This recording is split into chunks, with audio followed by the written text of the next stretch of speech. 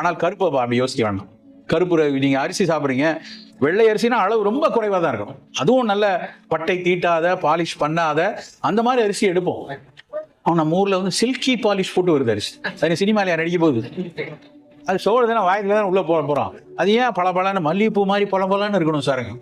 இட்லி மல்லிகைப்பூ மாதிரி இருக்கணும். அது இட்லி கிடையாது, வெறும் குளுக்கோஸ் குப்பி. அது அப்படி வேண்டாம். நமக்கு நல்ல கருப்பா பிரவுனா இருக்கட்டும். பழுப்பு நிறத்தின் மீது ஒரு பற்றுதல் இல்லாத ஒரு மனோபாவம் தான் இன்றைக்கும் அதை கம்பு தோசையோ ஒரு கேழ்வரையோ வச்சா அந்த குழந்தைக்கு ஈடுபட முடியாததுக்கான காரணம் ருசி கிடையாது.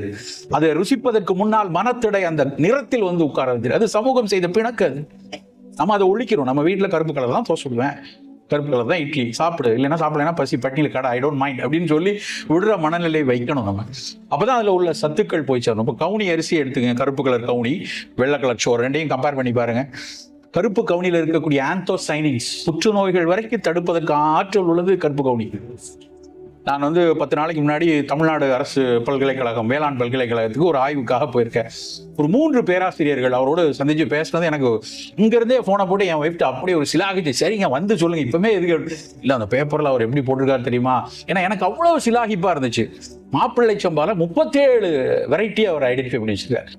கவுனியில் அவர் சொல்ல, சார் நீ கவுனியில் வெறும் ஆந்தோசைனின் மட்டும் பேசுறீங்க, எவ்வளோ ஃபைட்டோஸ்டிரால் இருக்கு தெரியுமா, எவ்வளோ ஸ்டெனால் இருக்கு தெரியுமா, ஒவ்வொன்றிலையும் வந்து மருத்துவ குணம் இருக்கு சார் கருப்பு கவுனியில். அப்படி சொல்லும் போதே எனக்கு கூஸ் பம்பா இருக்கு.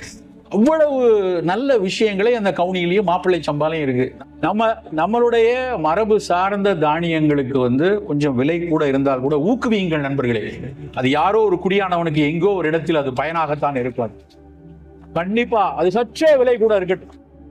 ஏன்னா நம்ம வந்து ஒரு பெரு நிறுவனங்கள் கூட்டக்கூடிய சிறு விலை உயர்வை கண்டுக்கிறதே இல்லை. அவன் பெரிய அளவில் பல 1000 கோடிகளை அதில் வந்து நகர்த்திடுவாங்க.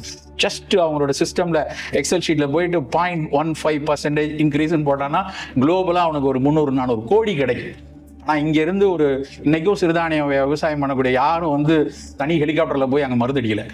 அவர்கள் இருப்பது இன்றைக்கும் வேர்த்து வாடி வதங்கி தான் என் மக்கள் அங்கே உழைத்து கொண்டிருக்கிறார்கள். நீங்கள் ஒருவேளை கூடுதலாக சற்று உயர்வாக அந்த பொருளை நீங்க வாங்கி கொஞ்சம் கெடுத்துனா ஆட்டோமேட்டிக்கா அது இங்க வரும். அங்க யாரோ ஒருவருக்கு அது பயனுள்ளதாக இருக்கும். அந்த உணவு நல்ல மல்டி கலர்டா, கருப்பா சிவப்பா பிரவுனா இருக்கக்கூடிய அரிசி உங்களுடைய மதிய உணவா இருக்கட்டும். புலால் எடுத்தா மீன் முதல் முக்கியத்துவம் கொடுங்க.